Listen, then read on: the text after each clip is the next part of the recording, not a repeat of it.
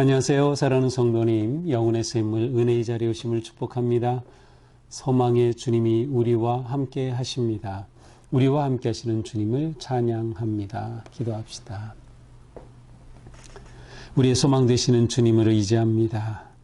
주님의 그 크신 은혜와 사랑에 감사드리며 주님을 찬양합니다. 오늘도 주님의 말씀 우리에게 채워주시옵소서. 우리의 생각과 마음과 눈을 열어주시고 주님의 말씀 아멘 아멘 기쁨으로 받아들일 수 있도록 우리의 마음과 생각을 성령님께서 다스리시고 인도하여 주시옵소서. 오직 주님의 말씀만 따르고 의지하고 붙잡도록 인도하여 주시고 오늘도 생명의 놀라운 말씀의 길로 이끌어 주시옵소서. 예수님 이름으로 기도합니다. 아멘. 오늘 말씀은 열왕기하 23장 31절부터 24장 7절입니다. 여호아스가 왕이 될 때에 나이가 23세라. 예루살렘에서 석 달간 다스리니라. 그의 어머니 이름은 하무달이라. 림나 예레미야의 딸이더라. 여호아스가 그의 조상들의 모든 행위대로 여호와 보시기에 악을 행하였더니 바로 느고가 그를 하마 땅 림나에 가두어 예루살렘에서 왕이 되지 못하게 하고 또 그 나라로 은 100달란트와 금 1달란트를 벌금으로 내게 하고 바로 느고가 요시아의 아들 엘리아김을 그의 아버지 요시아를 대신하여 왕으로 삼고 그의 이름을 고쳐 여호야김이라 하고 여호아하스는 애굽으로 잡아갔더니 그가 거기서 죽으니라. 여호야김이 은과 금을 바로에게 주니라. 그가 바로 느고의 명령대로 그에게 그 돈을 주기 위하여 나라의 부과 하대 백성들 각 사람의 힘대로 액수를 정하고 은금을 징수하였더라. 여호야김이 왕이 될 때의 나이가 25세라. 예루살렘에서 11년간 다스리니라. 그의 어머니의 이름은 스비다라. 루마 부다야의 딸이더라. 여호야김이 그의 조상들이 행한 모든 일을 따라서 여호와 보시기에 악을 행하였더라. 여호야김 시대에 바벨론의 왕 느부갓네살이 올라오매 여호야김이 3년간 섬기다가 돌아서 그를 배반하였더니 여호와께서 그의 종 선지자들을 통하여 하신 말씀과 같이 갈대아의 부대와 아람의 부대와 모압의 부대와 암몬 자손의 부대를 여호야김에게로 보내 유다를 쳐 멸하려 하시니 이 일이 유다의 임함은 곧 여호와의 말씀대로 그들을 자기 앞에서 물리치고자 하심이니 이는 므낫세의 지은 모든 죄 때문이며 또 그가 무죄한 자의 피를 흘려 그 피가 예루살렘에 가득하게 하였습니다. 여호와께서 사하시기를 즐겨하지 아니하시니라. 여호야김의 남은 사적과 행한 모든 일은 유다 왕 역대지략에 기록되지 아니하였느냐. 여호야김이 그의 조상들과 함께 잠에 그의 아들 여호야킨이 대신하여 왕이 되니라. 애굽 왕이 다시는 그 나라에서 나오지 못하였으니 이는 바벨론 왕이 애굽 강에서부터 유브라데 강까지 애굽 왕에게 속한 땅을 다 점령하였음이더라. 아멘. 이제 훌륭한 왕이었던 요시야는 죽고 그의 아들 여호아하스가 왕이 됩니다. 여호아하스가 왕이 될 때는 23세였고 석 달간 다스렸어요. 3달밖에 다스리지 못했다는 것은 이 당시 정세가 얼마나 급박하게 돌아갔는지를 우리는 추측할 수 있습니다. 31절에 보니까 그의 어머니는 하무달이다. 예레미야의 딸이라고 되어 있어요. 물론 여기 예레미야는 선지자 예레미야가 아닌 동명이인의 다른 예레미야입니다. 여호아스는 아버지가 선한 왕이었음에도 불구하고 하나님 앞에 그렇게 인정받지 못합니다. 32절에 보니까 모든 조상들의 모든 행위대로 여호와 보시기에 악을 행하였다. 하나님 앞에 악한 왕으로 평가된 여호아하스입니다. 자, 이때 여호아스는 17대 왕이고 이제 유다는 20대 왕을 마지막으로 패망하기 때문에 이 17대 왕은 벌써 유다의 아주 마지막 때에 임을 수 있어요. 게다가 여호아스는 3달밖에 다스리지 못했어요.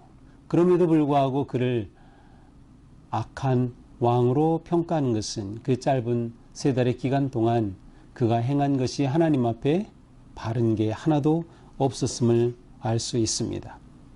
자, 33절은 바로의 느고 왕이 왔던 사건을 지금 기록하고 있는데요. 자, 바로 느고가 쳐들어와서 이 왕 여호아스를 애굽으로 끌고 갑니다. 포로로 잡아가죠. 그래서 34절에 보면은 여호아스는 애굽으로 잡아갔더니 그가 거기서 죽으니라.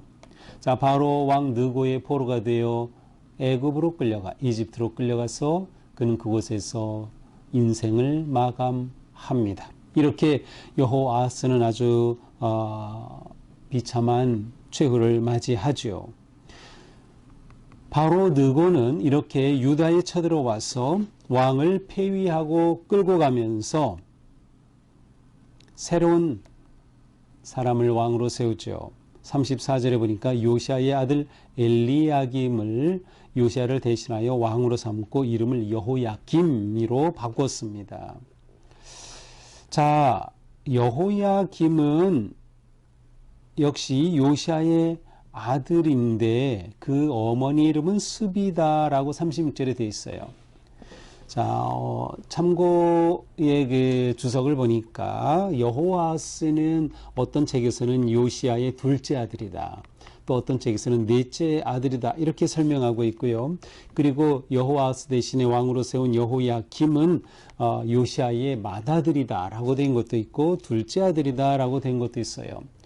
이런 혼란이 오는 것은 이 요시아에게는 네 아들이 있었는데 그 이름에 나온 순서 역대기나 또 이 11개에 나온 그 역대기는 그 네 아들의 순서가 이렇게 짝짝짝 나와 있는데 실제로 통치한 횟수나 이러한 것들을 보면 이게 맞지를 않아요. 어디엔가 잘못 기록된 부분이 있어요. 그래서 이러한 그 다른 의견들이 나오는 것이죠. 어쨌든 여호아스는 둘째 아들이든 넷째 아들이든 그 다음 왕이 된 엘리야김보다는 동생이었어요.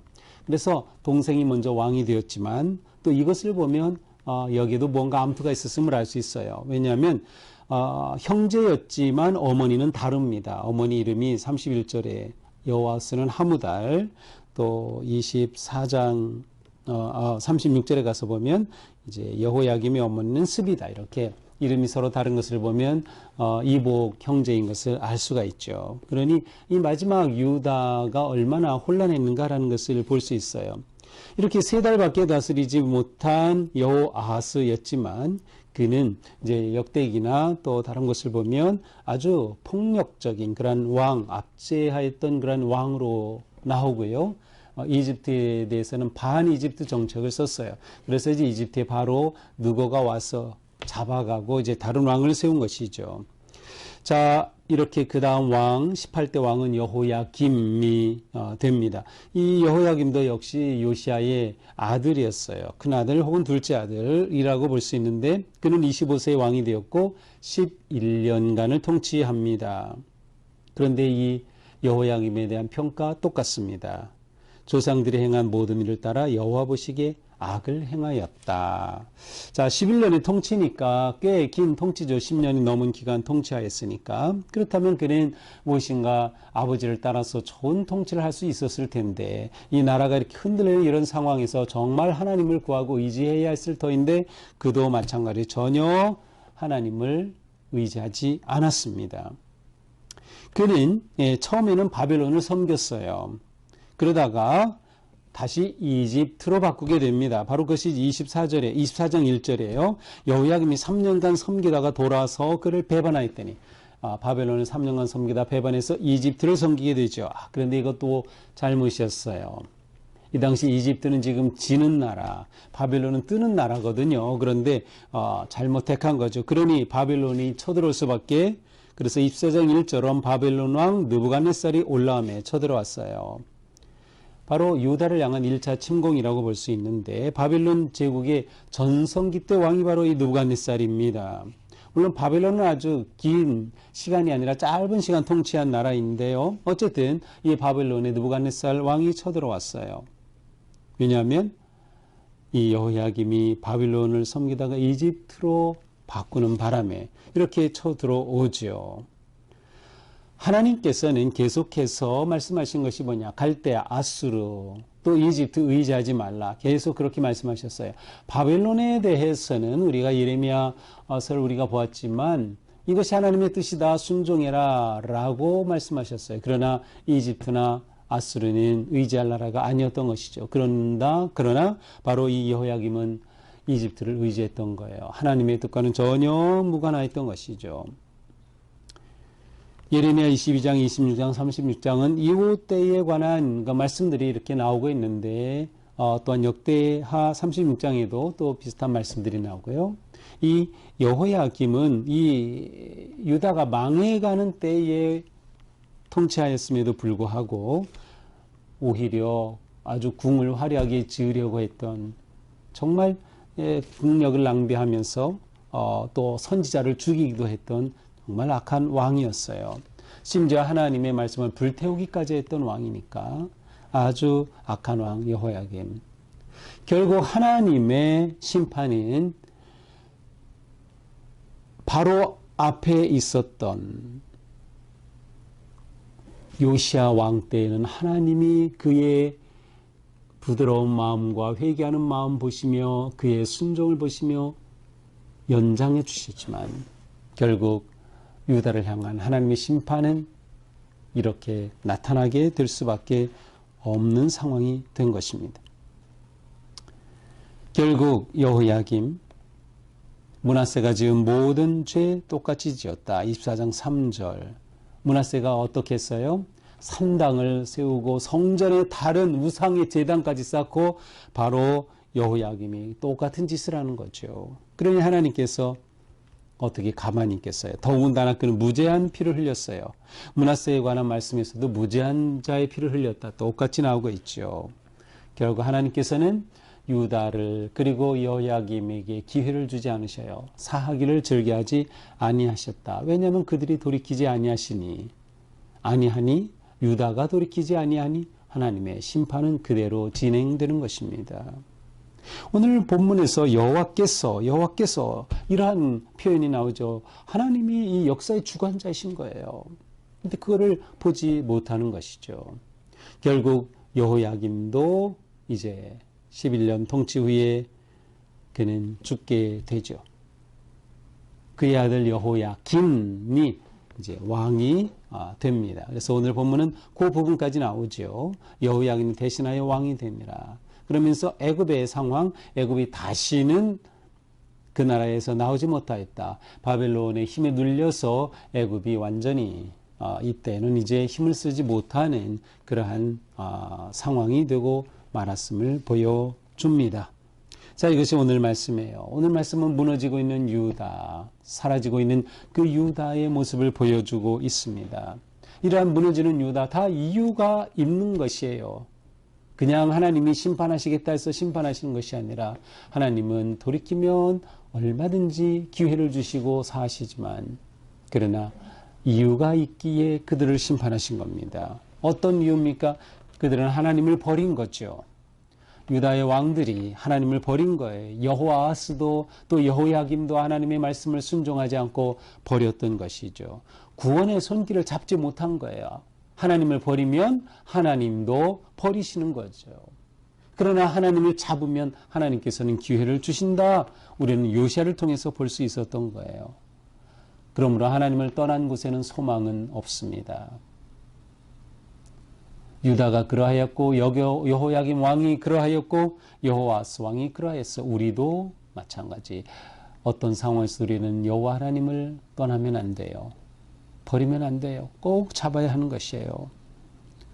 떠난다는 것은 무엇이에요? 불순종하는 것이죠. 하나님의 말씀을 따르지 않는 것이에요. 불순종에는 소망이 없는 거죠. 그러므로 우리는 끝까지 여호와 하나님을 의지하자. 하나님을 사랑하고 순종하는 데 전심을 다하자. 이것이 우리의 살 길입니다. 강대국을 의지해서 살 수 있는 것이 아니라 여호와 하나님을 의지해야 살 수 있는 거예요. 우리는 살기 위해 무엇을 의지하고 있나요? 정말 하나님을 의지해야 되는 거죠. 말씀을 붙잡아야 하는 것이죠. 여기에 진정한 살 길이 있는 것이에요. 여호와 하나님이 다스리십니다. 우리 인생을 다스리시고 역사를 다스리시고 나라와 열방을 다스리시죠. 우리는 그 하나님을 의지하고 신뢰하면서 하나님 앞에 순종하며 또 말씀 앞에 온전히 바로 서고 따르기에 힘쓰는 우리가 되어야 할 것입니다. 바로 여기에 살 길이 있기 때문입니다. 기도하겠습니다. 주님, 오늘도 살아가면서 저희가 오직 여호와 하나님만 따르게 하옵소서. 하나님만 붙잡게 하옵소서. 하나님만 의지하게 하옵소서. 하나님께 소망이 있고 하나님께 은혜와 사랑이 있음을 믿습니다. 안타깝게도 여호야김 여호아스는 하나님을 의지하지도 않았고 부르지도 않았고 구하지도 않았습니다. 주님, 저희가 어떤 상황에서도 하나님을 구하며 하나님을 붙잡고 의지할 수 있도록 성령님, 저희들을 그렇게 인도하여 주시고 믿음 더하여 주시옵소서. 예수님 이름으로 기도합니다. 아멘. 네, 오늘도 주님의 은혜로 우리의 삶이 오직 주님만 붙잡고 나아가는 복된 하루가 되기를 축복합니다. 사랑합니다.